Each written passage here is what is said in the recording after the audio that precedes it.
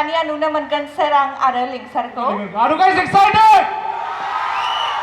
Yeah, thank you.